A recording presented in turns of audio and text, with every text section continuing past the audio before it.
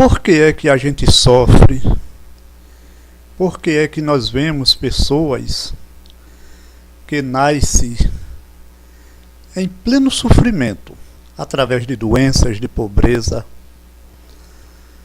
Por que é que tem pessoas que sofrem a vida toda, enquanto que outras pessoas, para elas, tudo parece uma maravilha, são pessoas que têm saúde, têm uma vida bem-sucedida, enquanto tantas criaturas penam muito. A doutrina espírita explica tudo isso através da lei de causa e efeito. Então perguntamos, o que é essa lei? O que é a lei de causa e efeito? É isso que nós vamos analisar a partir de agora. Conforme está expresso nas respostas dadas pelo Espírito da Verdade, nas questões 23, 27, 78 e 79 do Livro dos Espíritos, o Espírito é uma divindade, por ser uma interação fluido, universal e Deus, tal como cada ser humano é uma interação espírito-matéria. Aí pergunta-se, já que o espírito é uma divindade, por que é que o espírito comete tanto mal? É porque, pela mesma razão que um bebê nasce totalmente ingênuo, sem nenhuma noção do que ele é e sem nenhuma noção de sua destinação aqui no planeta, o espírito é do mesmo jeito. O espírito sai do útero da natureza, por assim dizer, sem nenhuma noção do que ele é e sem nenhuma noção de sua destinação aqui no planeta.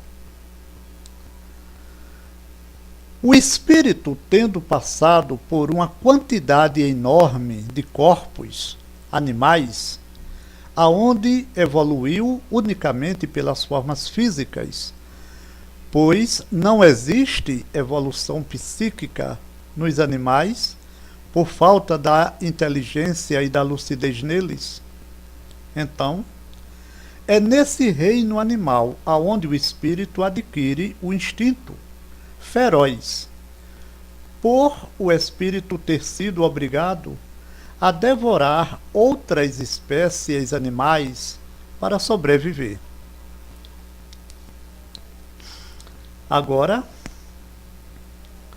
o espírito já na forma humana, que é a partir da forma do Homo habilis, o espírito destituído de qualquer tipo de conhecimento e de sentimento, e ainda vivendo a vida inteiramente animal, o espírito usa a inteligência já adquirida para fazer o mal, não por maldade, não, mas faz o mal unicamente por instinto, uma vez que o espírito não sabe o que é o mal e o bem na sua origem. É aí onde entra a necessidade da lei de causa e efeito. É justamente a lei de causa e efeito que tira o espírito da condição de fazer o mal eternamente e também de cometer o mal injustamente, ou seja, sem reparar cada mal que ele faz, desenvolvendo o seu psiquismo pelas consequências desse mal que o espírito faz. E o que é essa lei de causa e efeito? É o seguinte: pela mesma razão que o mal reage sobre o bem reage sobre o mal. Essa luta entre o bem e o mal é eterna, porque esse reagente está na natureza da divindade, sempre constituindo o bem pelas consequências do mal.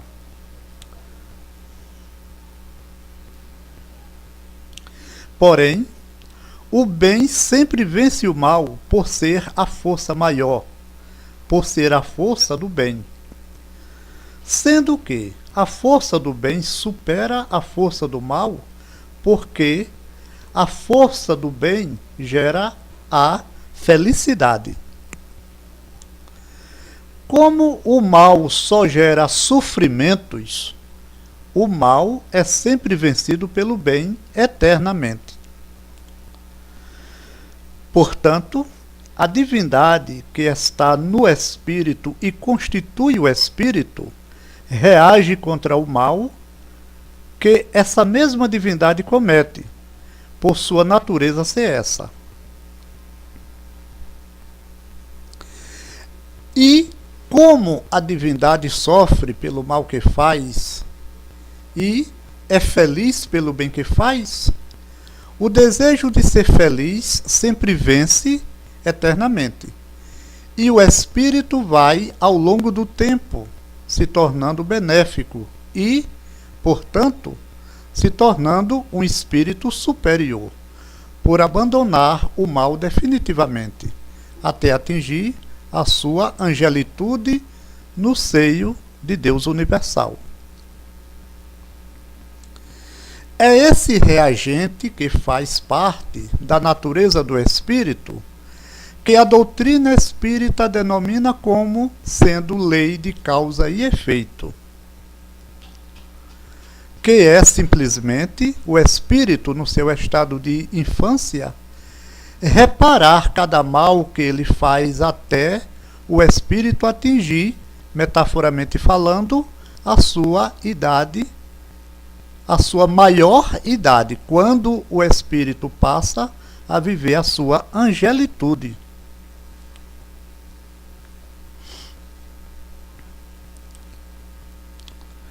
Portanto, todo o mal que a humanidade faz, a humanidade só faz esse mal no seu estado de infância espiritual. Se nós não praticamos tanto mal como muitas pessoas praticam, é porque já estamos na adolescência do espírito, cabendo nos esforçar para atingirmos a maioridade espiritual. E como é que essa lei de causa e efeito funciona no espírito? Bem, todo o mal que o espírito faz a partir do ato do mal feito, o espírito fica condicionado à reparação desse mal. De que modo? O corpo de carne é apenas um mero instrumento do qual o espírito se serve temporariamente para atuar na matéria densa durante a sua reencarnação. Portanto, o corpo de carne é tão culpado pelos crimes, pelos erros que o espírito comete, quanto o revólver, a arma, é culpada pelo crime que o criminoso comete. Portanto, do mesmo jeito que é o criminoso que comete o crime e não a arma usada pelo criminoso, assim também é o espírito que comete os erros, os crimes, e não o seu corpo de carne. Como é que isso acontece? Bem, é o fluido universal que realiza o espírito, tanto o espírito no estado de encarnado como no estado de desencarnado. É por essa razão que o pensamento sempre precede ao ato. Absolutamente, tudo o que uma pessoa faz, primeiro essa pessoa pensa, é a ação do espírito, para em seguida haver a reação pelo corpo de carne. Ao espírito pensar, o fluido universal que permeia o corpo de carne combinando os seus elementos, adquire as propriedades do pensamento que a pessoa está pensando. E esse fluido universal que permeia o nosso corpo de carne se converte na imagem do que a pessoa está pensando. E ali, diante da pessoa que está pensando, está a imagem criada pelo fluido universal do que a pessoa está pensando. Essa imagem é fluídica, portanto, ela não pode ser vista pelas pessoas encarnadas, somente pelos espíritos, porque o fluido universal é o fluido mais puro do universo. Se a pessoa não realiza esse pensamento com o seu corpo de carne, se esse pensamento não for realizado pela pessoa, essa imagem se dissipa com a cessação do pensamento. Porém, se o espírito, ou seja, se a pessoa realizar o pensamento que ele está pensando, se a pessoa pensa e em seguida realiza aquele pensamento que ela está pensando, então, nesse caso, essa forma pensamento, que é essa imagem criada pelo fluido universal que nos permeia,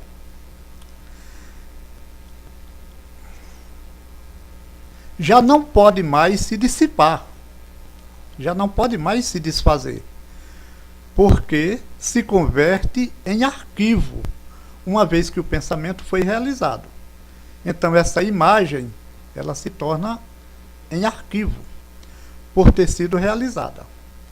Essa imagem do que foi praticado pelo espírito, ou realizada pelo espírito, fica arquivada no perispírito.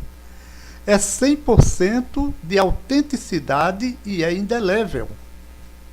Ou seja, não escapa nada. O arquivo no perispírito é feito com 100% de autenticidade. E é indelével, ou seja, o tempo não apaga e nem debota de maneira nenhuma. Se o pensamento foi referente ao mal que a pessoa fez ou pretende fazer, essa imagem que fica arquivada no perispírito, porém, só depois que a pessoa pratica o mal, fica sendo lançada para o espaço, toda vez que a pessoa lembrar do mal que ela fez. O perispírito fica amostrando incessantemente as imagens desse mal que a pessoa fez para os espíritos e não para os encarnados. E, tão logo a pessoa desencarne, essa pessoa que desencarna, ela passa a viver a fatalidade desse mal, desse erro que ela cometeu. Tanto mais penoso é essa fatalidade, tanto mais penosa é essa fatalidade, quanto mais grave foi o erro, foi o crime que essa pessoa cometeu. Essa fatalidade é a vivência do erro por um tempo indeterminado, mas que para o espírito é um tempo eterno. Então, é dessa forma que todos nós reparamos cada erro que nós fazemos aqui no planeta Terra com os nossos semelhantes. Porque nós não podemos reparar os erros que nós cometemos com os animais, com as pedras, com as plantas, porque esses elementos não têm inteligência, não têm lucidez, mesmo assim a pessoa repara através da sua consciência por tratar-se de um erro. Não é tão grave quanto a reparação com relação ao próximo, mas que também reparamos. A nossa felicidade, depois que a gente desencarna, depende quase que unicamente do nosso comportamento para com os nossos semelhantes. Se vamos ser felizes quando desencarnamos, isso depende do bem que a gente faça ao longo da nossa vida, da nossa existência física, e também depende da quantidade de erros que a gente evite praticar durante o curso da nossa existência física. Então é isso aí o que é a lei de causa e efeito. É o céu e é o inferno de quem crê no céu e de quem crê no inferno. Então é essa a lei de causa e efeito.